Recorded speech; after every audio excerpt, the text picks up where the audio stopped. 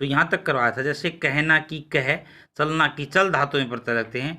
कृत प्रत्यय के भी भेद हैं बेटा, केवल समझ लीजिए, इसको विशेष रूप से करने की जरूरत नहीं, केवल यहाँ पर समझना है। कृतवाचक देखो, कर्ता, कर्मवाचक कर्म का सूचक, करण साधन, भाववाचक भाव का विशेषण विशेषता, और क्रियावाचक क्रिया प्रत्यय जिसमें होते हैं।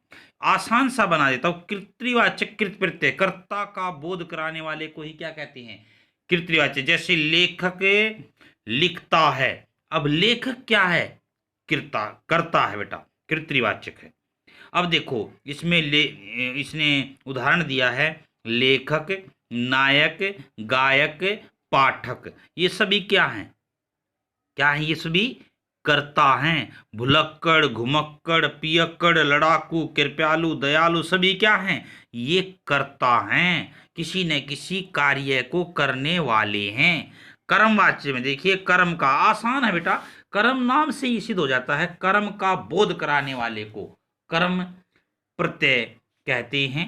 जैसे प्रत्यय से, जिस प्रत्यय से बनने वाले शब्दों में किसी कर्म का पता चलता है, आप आसान से कह सकते हो, जिस वाक्य में केवल कर्म प्रधान हो या कर्म का पता चले उसे कर्म प्रत्यय कहते हैं।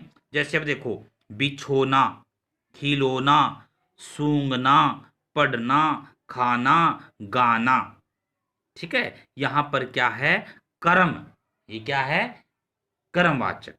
अब है करण, नाम से ही करण कारक पढ़ा है आपने, यहां से नाम है साधन, यानी जिस वाक्य में साधन का बोध हो उसे कर्ण प्रत्यय कहते हैं। इसके देखिए बेटा, जैसे भटका, भूला, झूला, बेलन, झाड़न, बंधन, यानी ये सब क्या हैं, ये साधन हैं, ये साधन का प्रयोग। भावाच्य, भाव का बोध कराने वाले प्रत्यय होते हैं। इनको भी जैसे लेखन, पठन, गमन, मनन, मेलन, भुलावा, छलावा, दिखावा आदि बहुत से बेटा।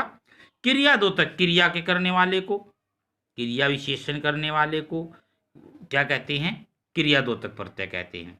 जैसे डूबता, बहता, जैसे डूबता हुआ सूर्य बहुत अच्छा लगता है, अस्त होता हुआ सूर्य अच्छा लगता है, उदय होता हुआ सूर्य अच्छा लगता है, बहता, चलता, खोया, बोया, जाकर, देकर, ये सभी क्या हैं, ये कृत प्रत्यय के भेद हैं। लेकिन इतनी गहराई में आपको आवश्यकता नहीं, लेकिन ये तो मैंने समझाने के लिए आपको पढ़ाया है। अब देखिए बेटा, तदित प्रत्यय, संज्ञा, सर्वनाम और विशेषण के अंत में लगने वाले प्रत्ययों को तदित कहा जाता है। देखो तीन शब्द याद रखने यहां पर, संज्ञा, सर्वनाम, विशेषण। संज्ञा की मैंने परिभाषा बता दी थी, सर्वनाम की बता देता हूं। संज्ञा वह संज्ञा के स्थान पर प्रयोग होने वाले शब्दों को क्या कहते हैं, सर्वनाम। जैसे मैं, तुम, वह, जो, शो, आप, ऐसे शब्द क्या हैं, सर्वनाम कहलाते हैं। और विशेषण मैंने बता ही दिया था आपको पिछले वीडियो में। प्रत्येक को तदित कहा जाता है, उनके मेल से बने शब्द को तदिदांत, यानी संस्कृत का शब्द है, इसको केवल तदित प्रत्यय के नाम से ही समझ लीजिए। धातुओं को छोड़कर अन्य शब्दों में लगने वाले प्रत्ययों को तदित कहते हैं। संज्ञा, सर्वनाम, विशेषण के अंत में प्रत्यय लगते हैं, उन्हीं को तदित प्रत्यय कहते हैं। अब जैसे मानव है, मानव जमा ता, मानवता। अपना, यहां सर्वनाम है प्लस पन, अपना पन। इसी प्रकार तदित प्रत्यय के भी भेद हैं, कृतवाच्य, भाववाच्य, संबंधवाचक, गणनावाचक, गुणवाचक और स्थानवाचक। नाम से ही सिद्ध है बेटा। कृतवाचक कर्ता, भाववाचक भाव प्रधान, संबंधवाचक किसी के साथ उसका संबंध हो, गणना गिनती करना, गुणवाचक उसके यानी गुणों की विशेषता प्रकट करना, स्थानवाचक यहाँ वहाँ, इधर उधर, ऊपर नीचे, ये क्या है, स्थानवाचक। तो ऐसे शब्दों को यानी तदित के प्रत्यय के ये भेद हैं। अब देखिए, कृत्रि ये कर्ता का बोध कराने वाले, बेटा इसमें गहराई में जाने की, कर्ता का बोध कराने वाले प्रत्यय ही क्या कहलाते हैं, कृतवाचक तदित प्रत्यय।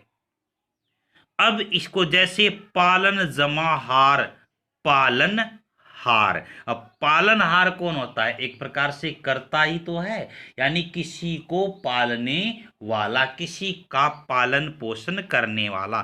चित्र जमाकार, यानी जो चित्र को बनाने वाला है, चित्रकार।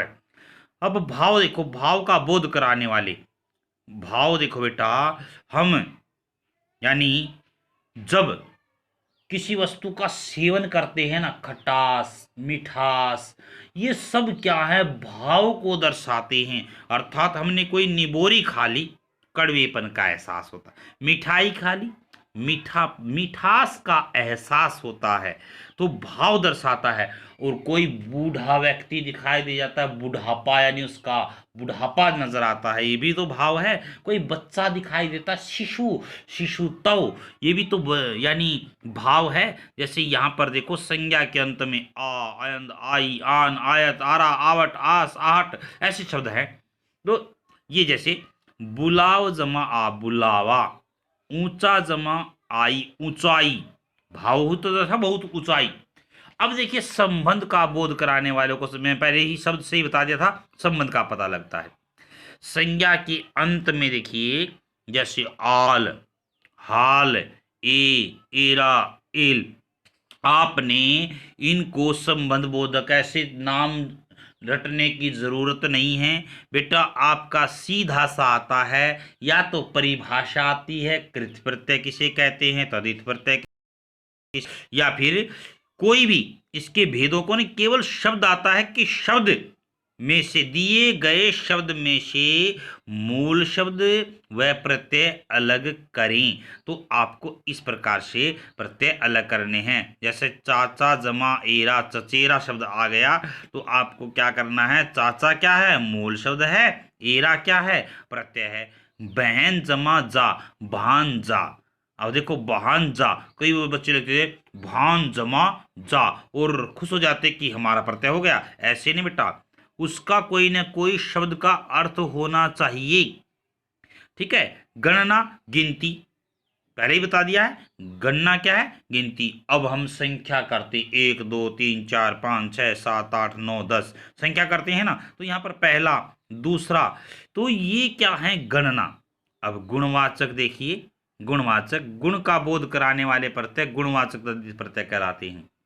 जैसे मीठा, ऐतिहासिक। ठीक है। तो इसी प्रकार से ये जर्मन जमाई, जर्मनी, चाय वाला, तो ये क्या है? ये बेटा गुणवाचक और स्थानवाचक, इधर उधर, ऊपर नीचे, ऐसे शब्द को हम क्या कहते हैं? तद्धित प्रत्यय कहलाते हैं। मुझे उम्मीद है आपको प्रत्यय समझ में आ गए होंगे। अब मैं आपको अगले वीडियो में आपको आपकी पुस्तक का अभ्यास करवाने जा रहा हूं, उसको यानी उत्तर पुस्तिका में लिख लेना, जो मैं करवाऊंगा।